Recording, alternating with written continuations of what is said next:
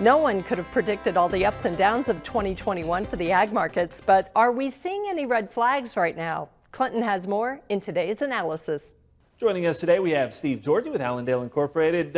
Steve, as we start to talk about 2022, of course, prices are good. People are pretty excited about the new year, but we still have a lot of unknowns that are out there. Are there any red flags that are kind of on your radar of things that you'll be watching as we go into 2022?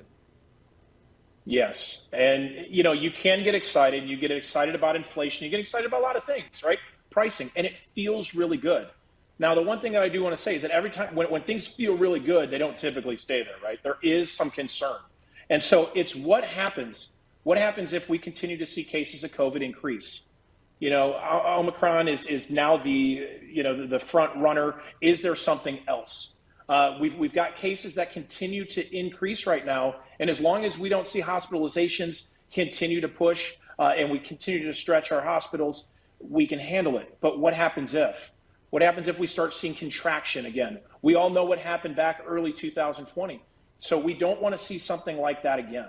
And I think we do need to be very mindful of that. And then what's next? Is there another one, right? Is there one more? But we do need to be mindful of that. And so when we look at that, that is something that could rock this boat, and it could rock it very fast if this happens. And so we'll see. I don't see that being the case, but it is something we do need to pay attention to as we go into the new year.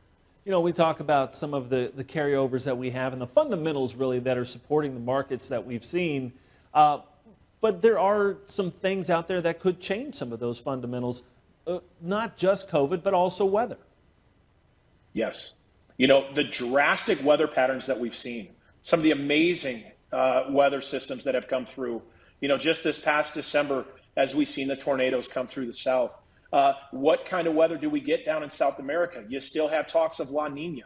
That crop is still at very premature stages that we need to watch what's going to happen if it turns hot and dry. And these are things that can matter. When we now look at our markets and we look at things in a more global scale, we need to understand how much that can change and how fast or rapid that can change as well. So we need to be mindful of that. And not only just what we have in South America, what are we going to do now through our growing season?